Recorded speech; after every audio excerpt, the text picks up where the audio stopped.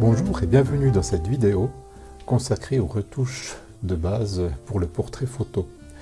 Dans cette première partie, nous allons surtout voir les principes de base lors de la prise de vue, principes de base qui bien évidemment s'adressent plutôt aux débutants en photographie.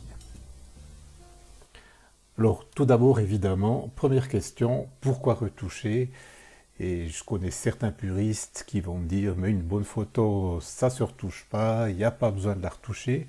J'aimerais pas du tout rentrer dans ce genre de discussion parce qu'on est dans une démarche créative, donc chacun fait vraiment comme il le sent au point de vue de sa sensibilité puis de sa créativité. J'aimerais juste vous expliquer pourquoi personnellement toutes mes photos portraits, celles auxquelles j'accorde une certaine valeur créative puis artistique, je préfère les retoucher, puis ça fait maintenant en tout cas plusieurs dizaines d'années que je m'intéresse beaucoup aux portraits, et c'est vraiment rarissime que je n'utilise pas les différentes techniques que je vais vous présenter ici. Alors, à mon point de vue, la première chose, ça concerne la maîtrise des paramètres. À moins que vous utilisiez votre appareil de photo vraiment 100% en mode manuel, mais quand je dis manuel, c'est pas seulement l'ouverture puis la vitesse, hein. C'est aussi le contrôle de l'exposition, c'est la balance des blancs par exemple. Personnellement, je me sens vraiment pas du tout capable de pouvoir évaluer la température de couleur d'une scène du premier coup d'œil. Donc je laisse faire mon appareil de photo. Par contre, lorsque je regarde le résultat, souvent je me dis, bah, tiens, c'est un petit peu trop froid, ou au contraire, c'est un peu trop chaud, puis j'aime bien régler encore un petit peu ce genre de paramètres. Donc ça, c'est un premier exemple. J'aime bien, au point de vue créatif, avoir la maîtrise complète de l'effet que j'aimerais obtenir sur l'image finale. Donc ça, c'est la première raison pour laquelle je préfère retoucher en post-production. La deuxième raison, elle tient à la nature même de ce que fait notre appareil de photo. Lui, il prend une image sur un ensemble, enfin pour être plus précis, il projette une image qui est en 3 dimensions sur quelque chose de 2 dimensions. Donc on a déjà une perte obligatoire d'information. Donc c'est pour ça que j'écris ici, l'appareil de photo ne voit pas comme notre œil. Mais ça va plus loin. L'appareil de photo fait en général une moyenne sur l'ensemble de la scène, moyenne qui peut être pondérée, tout dépend quel mode de mesure vous utilisez sur votre appareil, hein, mais globalement il va prendre une certaine moyenne sur l'ensemble de l'image, alors que notre œil ne fonctionne pas du tout de la même façon. Notre œil, lui, va scanner la scène. Il ne faut pas oublier que notre œil, au point de vue de sa précision de vision, elle est de l'ordre de quelques degrés. Donc pour un portrait, une personne qui va se situer à une distance de 50-60 cm environ, ça va correspondre à 2 cm sur le visage. Donc notre œil n'analyse pas complètement toute la scène, mais il va vraiment travailler sous forme de tâches, sous forme de spot. Puis il va scanner la scène. Donc on va s'attarder plus aux yeux, on va s'attarder à la bouche pour voir l'expression, etc. Mais on ne prend pas la scène dans son ensemble comme le fait l'appareil de photo. Donc pour restituer les sensations, les émotions qu'on a pu avoir face à la personne au moment de la prise de vue, personnellement, je préfère refaire quelques retouches par la suite pour pouvoir restituer ce que mon œil a perçu sur le moment. Ça, c'est la deuxième raison. Qui recouvre la troisième que j'écris ici. On est donc dans une démarche créative, donc le résultat doit vraiment pouvoir exprimer ce qu'on a ressenti au moment de la prise de vue. Donc c'est pas le fait de dire je fais une bonne photo donc j'ai plus besoin de la retoucher. Pour moi la démarche créative c'est je fais un portrait et j'aimerais que le résultat, qui est un résultat en 2 dimensions alors que l'original était en 3 dimensions, mais que le résultat en 2 dimensions restitue au mieux les émotions, le ressenti que j'ai eu lors de la prise de vue. Alors personnellement, j'aime pas trop ce terme de retouche. surtout quand on doit l'expliquer à ces modèles qui sont pas forcément bien au clair au niveau de la technique, ce qui est tout à fait normal. Je préfère nettement utiliser le terme de réglage. Effectivement, au point de vue psychologique, c'est pas très bon de dire à un modèle, généralement surtout féminin en plus, dire qu'on doit retoucher une photo, ça revient un peu à dire, écoute, t'étais pas suffisamment bien, il a fallu que je retouche. Alors c'est pas du tout ça la démarche ici. C'est ce que je viens d'expliquer précédemment. Si je retouche, c'est pas parce que le modèle présente des défauts, hein, c'est pas pour enlever des défauts, quoique dans certains cas, on peut discuter, puis on peut effectivement, enfin on le verra par la suite, éliminer certaines petites imperfections. Je pense notamment au modèle qui vient tout catastropher pour un shooting parce qu'elle a un malheureux gros bouton sur le nez. Ben oui, ben ça effectivement, on va se permettre de l'enlever. Hein. C'est pas dramatique. Mais à la base, je préfère parler de réglage pour expliquer à mon modèle qu'en fait, ce que je vais faire, c'est la suite logique de la démarche créative pour que le résultat soit le plus proche possible de ce que je voulais transmettre par la photo. Voilà. Alors, on passe en pratique, puis on regarde concrètement ce que ça peut donner. Évidemment, si vous regardez cette vidéo, j'imagine que vous êtes quand même plus ou moins débutant, sinon ça ne vous intéressera pas beaucoup. Donc j'aimerais peut-être juste commencer par le début. Évidemment, il ne faut pas rêver. On peut faire toutes les retouches qu'on veut, mais si la photo de base est pourrie, le résultat ne sera pas bon. Donc la première chose à faire, c'est d'avoir une bonne prise de vue à la base.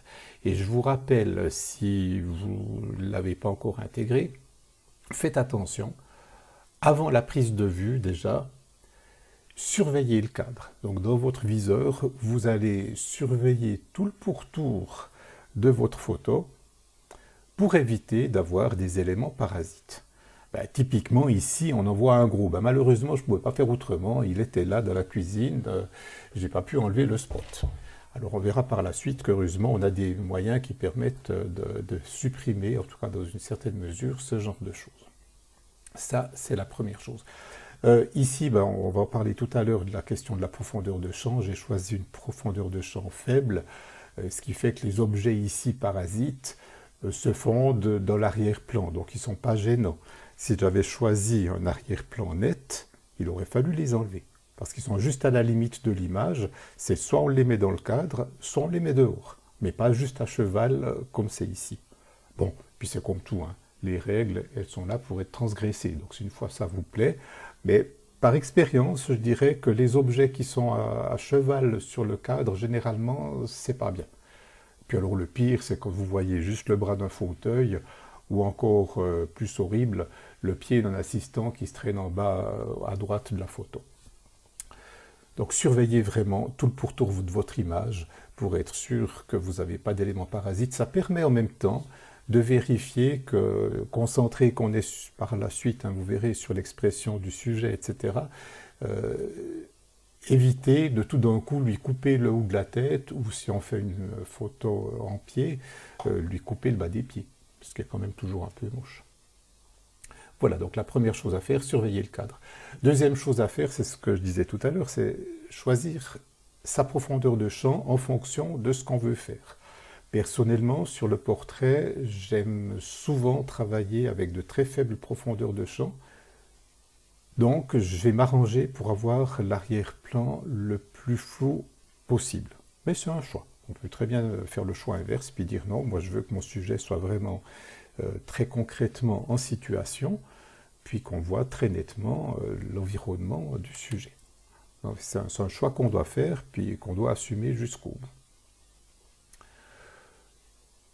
Ensuite, évidemment, ça vaut la peine de faire quelques petites photos de test. Alors là, généralement, je dis toujours à mon modèle, ne t'en fais pas, écoute, il faut juste que je fasse mes premiers réglages pour être sûr qu'on est bon. Donc, quelques petites photos de test pour vérifier si on doit faire une correction d'exposition. Très souvent, même avec les appareils de photo modernes, qui pourtant sont excellents au point de vue des algorithmes de réglage, dans des conditions de lumière quand même assez particulières qui concernent le portrait, très souvent une petite correction sur l'exposition est quand même nécessaire. Donc soit légèrement sous-exposé, soit légèrement surexposé. Il faut juste, pour que vous compreniez, pour ceux qui n'ont pas l'habitude de ce genre de choses, ce qui se passe, c'est qu'un appareil de photo va considérer qu'une photo normale, entre guillemets, c'est une photo qui a une certaine quantité de gris en moyenne. Si on mélange toutes les images, pardon, si on mélange toutes les couleurs, ça va nous donner une sorte de gris. Puis, il va se baser sur ce gris-là en disant, ben, pour que la photo soit réussie, je dois avoir ce genre de gris. Puis ce genre de gris, il est mémorisé, puis il est dans l'appareil de photo. Et c'est là-dessus qu'il va se baser pour faire l'exposition. C'est là-dessus qu'il va se baser aussi pour faire la balance des blancs, pour avoir un blanc, puis pas avoir un blanc qui soit jaune. Donc il se base sur cette notion de gris. Alors c'est quelque chose qui est subjectif quand même à la base, et alors vous allez le constater si vous faites du portrait avec des peaux sombres ou des peaux métissées, vous verrez que généralement ça ne fonctionne pas bien. Le résultat que fournit l'appareil de photo au point de vue de réglage n'est pas optimum. Ça vaut la peine de refaire un petit réglage manuel pour sortir de cette normalisation que le fabricant a choisie. Mais encore une fois, en général, ça fonctionne très bien, puis en tout cas sur le paysage, ça donne des résultats qui sont bluffants, parce qu'on n'a besoin d'aucun réglage particulier pour faire d'excellentes photos en général. Maintenant, si on passe à la prise de vue proprement dite, donc la première chose à faire, c'est évidemment de guider le modèle dans sa pose. Et ça vraiment, c'est quelque chose que j'aimerais vous encourager à faire parce que j'ai vraiment eu l'occasion d'expérimenter dans tous les portraits que j'ai pu faire. Il faut bien se rendre compte que pour le modèle, c'est pas facile non plus. Parce que lui, il n'a pas le retour. Vous, dans le viseur, vous voyez ce qui se passe, ou bien sur l'écran. Vous voyez ce qui se passe. Vous savez si c'est beau ou pas. Mais le modèle, lui, ne sait pas. Donc il y a forcément une attitude à avoir en tant que photographe où il faut mettre à l'aise son modèle, où il faut l'encourager, où il faut le guider, lui dire ce qui est bien, ce qui est moins bien. Typiquement sur la photo qu'on voit ici, vous voyez qu'elle n'a pas appuyé son menton sur sa main. Alors au premier coup d'œil, ça ne se voit pas, mais si on regarde attentivement, on voit que c'est comme ça. Pourquoi? Mais si elle l'avait fait, ça déforme tout le bas du visage. En plus, les doigts ici vont venir s'appuyer sur la joue, puis ça va creuser la joue, ce qui est évidemment pas beau du tout. Alors voilà, c'est ce qu'on appelle une pose, parce qu'en réalité, ça ne correspond pas du tout à ce qui est naturel. Et ça, si vous êtes avec un modèle débutant, c'est quelque chose qu'il faudra lui faire comprendre. Vous serez probablement amené, dans certains cas, à lui faire prendre des poses qui vont être inconfortables. Puis votre modèle va vous dire mais je me tiens jamais comme ça, c'est pas bien. C'est pas grave. Ce qui compte, c'est le résultat qu'il y aura sur l'image qui est plane. Donc on retombe de nouveau sur cette discussion, on passe d'une scène 3 dimensions en une scène à 2 dimensions. Donc il ne faut pas forcément qu'elle se sent, il ou lui d'ailleurs, c'est évidemment indépendant, que le modèle se sente à son aise ou pas. Il faut simplement que le résultat qu'on voit sur l'appareil de photo soit celui qui est recherché, quels que soient les problèmes de confort ou autres.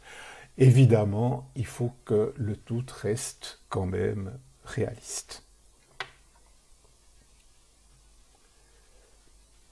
Alors, soyez super attentifs aux expressions du modèle. Et ça, je pense que c'est un des points les plus difficiles parce que les expressions sont extrêmement fugitives. C'est très fugace. Ça dure mais quelques fractions de secondes. Donc vous devez vraiment être prêt à déclencher au bon moment. Généralement, ce qui va se passer, c'est que vous allez dire quelques mots au modèle qui va le faire réagir et c'est à cet instant-là qu'il faudra déclencher. Mais il faut vraiment être attentif au moment où vous avez juste l'expression très fugitive qui vous plaît puis qui correspond à ce que vous voulez faire. Donc, encore une fois, l'importance du dialogue, puis du fait que pendant la scène de prise de vue, les deux partenaires soient à l'aise et les deux partenaires soient en confiance. Donc il faut vraiment établir une relation de confiance, une relation qui soit respectueuse, qui soit ouverte, de façon à ce que chacun se sente à l'aise dans le travail qu'il est en train de faire. Alors, soyez évidemment attentifs à tous les petits détails. La mèche de cheveux qui n'est pas bien en place, un pli du vêtement qui est disgracieux, puis qui donne l'impression que le modèle a des bourrelets, par exemple. Bon, c'est un cas extrême, mais enfin, c'est des choses qui arrivent. Le vêtement qui est mal fermé, enfin bref, tout ce genre de petits détails, il faut vraiment être très très attentif.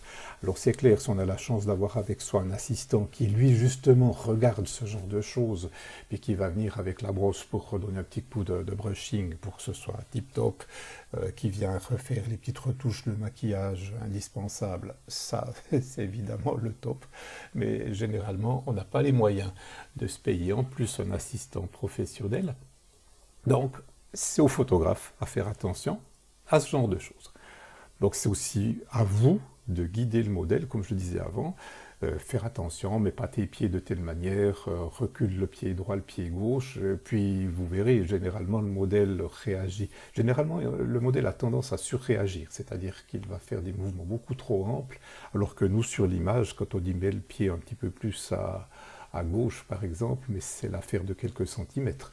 Puis le modèle va vous lui faire une dizaine de centimètres. Donc il ne faut pas hésiter, on recorrige dans l'autre sens jusqu'à ce qu'on ait vraiment l'ensemble qui correspond à ce qu'on souhaite transmettre dans l'image finale. Alors, dernier point, on a de la chance maintenant avec le numérique, c'est que on peut se permettre de faire autant de prises de vue qu'on veut.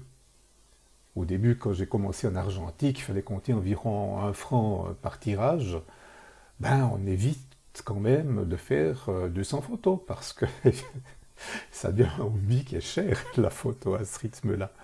Maintenant, avec le numérique, il n'y a aucun souci. Faites attention quand même à ne pas exagérer. Ça ne sert à rien de faire des photos pour des photos. Il faut vraiment déclencher, comme je le disais avant, lorsqu'on ressent une certaine émotion, lorsqu'on voit quelque chose dans l'expression qui nous plaît.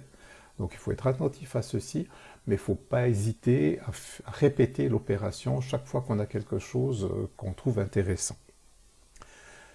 Pourquoi je vous dis qu'il ne faut pas non plus déclencher n'importe comment, c'est que après il y a le problème qu'il faudra trier tout ça. Et si vous l'avez déjà fait, vous savez ce que c'est-à-dire quand on se retrouve personnellement pour un shooting, j'en suis généralement à 200, entre 200 et 400 photos après un shooting de, mettons, typiquement 2 heures. Il faut trier. Alors avec de l'habitude, après, on arrive assez vite à faire le tri, mais c'est aussi parce que je sais que les photos que j'ai prises, c'est des photos a priori qui présentent déjà un certain intérêt. Je n'ai pas déclenché n'importe comment, n'importe quand. Oui, ça m'arrive. Ça arrive à tout le monde, parce que, encore une fois, l'expression du visage est tellement rapide que vous allez une fois déclenché alors que le modèle a cligné des yeux, puis les yeux sont fermés sur l'image. Ça arrive à tout le monde. Bien que le modèle tout d'un coup a une idée, puis a tourné la tête alors que vous n'attendiez pas qu'il tourne la tête. Puis vous avez une pose complètement rien à voir. C'est des choses qui arrivent. Mais essayez d'avoir un maximum de photos qui à la base ont du potentiel. Puis après, pour les trier, vous prenez, moi ce que je fais, je travaille par scène. Si j'ai pris ici typiquement la pose, comme on la voit, j'en ai mettons 5, 6, peut-être jusqu'à une dizaine, tout dépend comment ça se passe. Je les prends les 10, je les regarde, donc je les affiche les 10 en même temps, puis très vite on arrive à voir celles qui sont le mieux au point de vue de l'expression. Là aussi, avec les outils qu'on a à disposition maintenant, c'est facile, on peut leur mettre des notes, puis celles qui sont bien, pour finir, on se retrouve avec plus que 2, voire 3 photos qui nous semblent intéressantes, qui ont les 3 à peu près la même expression. Puis après, on vient vraiment jouer sur des tout petits détails. Oui, ici, la bouche est un tout petit peu plus ouverte, ça me plaît mieux. Ici, le regard est un petit peu plus dirigé vers l'objectif, ça me plaît mieux. Au contraire, il regarde ailleurs, puis c'est ce que je voulais. Enfin bref, ce genre de petits détails. Voilà, donc n'hésitez pas à photographier un maximum, mais en déclenchant à bon escient, pas au hasard.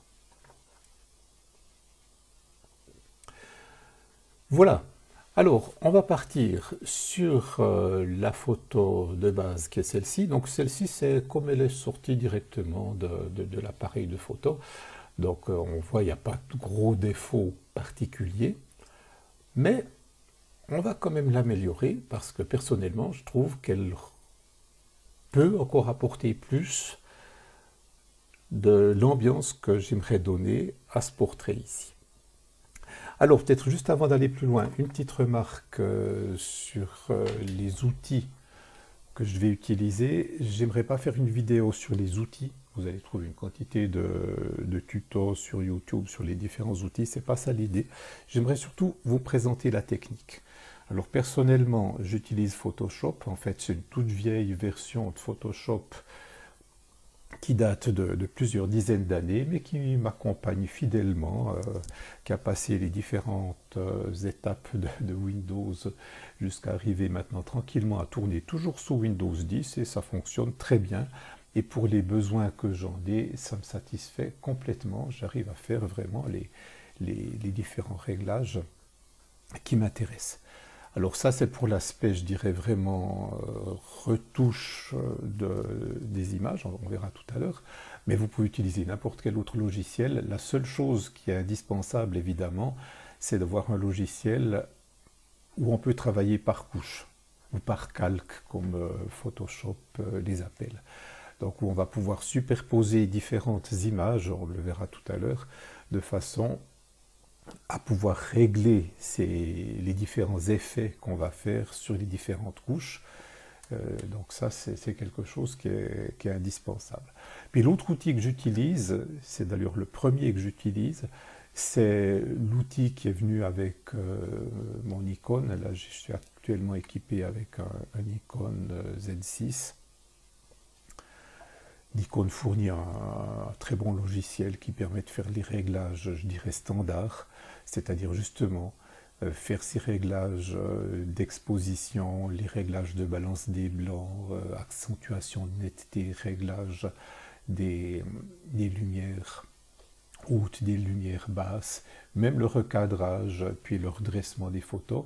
Donc vraiment la base, mais qui est efficace. Et encore une fois, c'est nécessaire parce que tout dépend des situations. L'appareil de photo en mode normal va se faire piéger parce que la scène qu'on a à disposition ne correspond pas à ce fameux gris moyen dont je parlais tout à l'heure.